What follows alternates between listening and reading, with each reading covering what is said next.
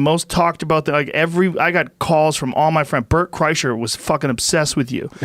he wouldn't stop calling me about it. He's like, the fucking guy's by himself. The video with him with the grizzly bear and he's pointing the gun at it. Yeah. Jesus Christ. The fucking weirdest thing is that's normal shit.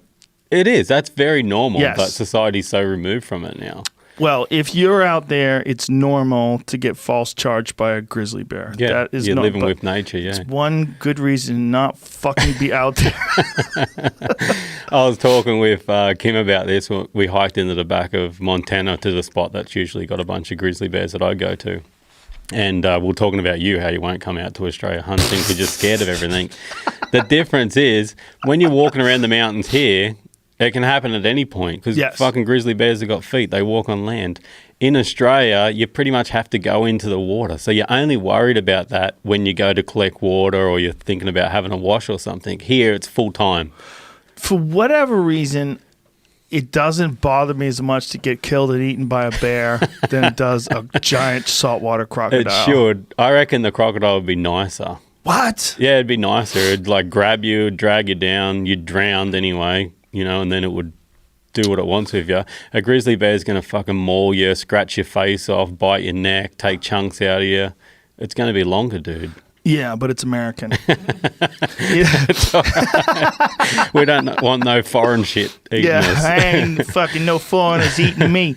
There's something about grizzly bears that's the most terrifying things that they just eat you. They don't kill you first. They just hold you down and start eating you. Yeah. They treat you the same way they treat a salmon. You know, when you see them hold down a salmon and they take big bites out of it, they don't make sure they kill that There's no salmon. nice thought behind it. You know, it's like, I'll finish it off first and then. No. Yeah. Did you see the mountain lion that I ended up hunting when I was out here? I did, yeah. And like mountain lions usually kill their prey, but it obviously grabbed the calf and it was eating this calf while it was still alive, like a beef cow calf. Yeah, I saw the video of that. Yeah, pretty disturbing. Ugh. And then I seen one not long ago, someone shared with me with a mountain lion dragging a mule deer down. It's like chomping on this mule deer before it actually dies, you know, and it's like there's just not that thought process there's not that human, you know. No, as long as they make sure that they have it as a meal and it's not going anywhere, they'll just start eating. It's done, yeah. Yeah, wolves do the same thing.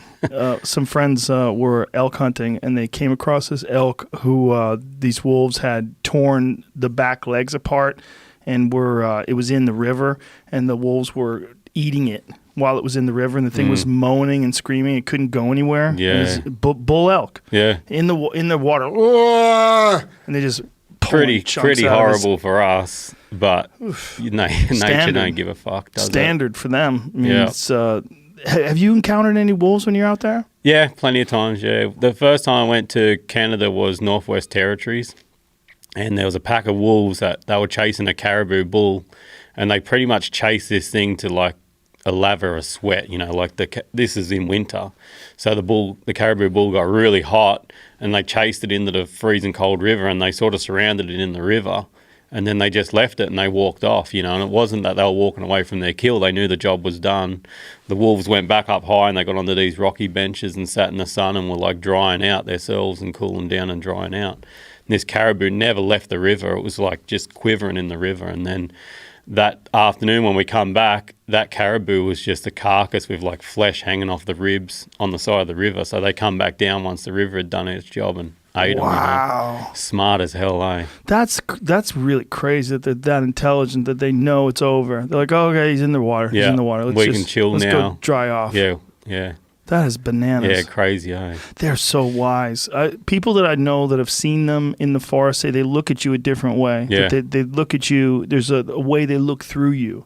They look at you in a way like, almost like, they think that that's the reason why the myth of the werewolf exists. Is that people that have these terrifying encounters with wolves, they swear that it's part human. Yeah, because like peering into you. Yeah, they're looking into you. They're figuring you out, you know?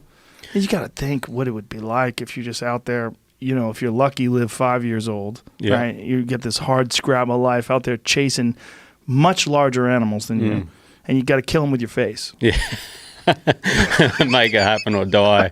Yeah, crazy. I had a pack of like 30 wolves this last trip that I was in BC, and they kept coming around camp. We had horses and that in camp, and one day I ventured out to try and get onto them and get a better look at them, and they just without seeing me, they just kept this perfect range. You know, like they'd howl back to me. I was trying to call them in. I was howling. They'd howl back to me, and they'd just keep this perfect range. And you could tell the whole time they were communicating, because there'd be another wolf or a couple of wolves that were like a couple of miles in the other direction, and you could hear them moving the same pattern that the rest of these wolves were. And I got eyes on them from a distance. They walked across a nice lake, and other than that, I never really seen them, but I guarantee you those wolves looked at me a bunch of times. Like, they're just a different hunter, dude. Yeah, they're probably just trying to figure out what they can do with you. Yeah, such an eerie feeling too. So it's like snow, and it's like way in the backcountry of British Columbia. And like I'm going up on these mountains, it's like big pine trees and everything like that, and just every direction around you howling, dude. You'd hear them howling, you'd hear them do, it sounds like a bark, it's not, it's like this short howl. And then every now and then you'd hear one howl different, and you could tell that was the alpha. Oh. There's the sound that it was letting out, dude, was like eerie. You know? Awesome place to be. If you're in the nature, like crazy place to be. If you're not into nature, fucking your nightmare. Like, yeah.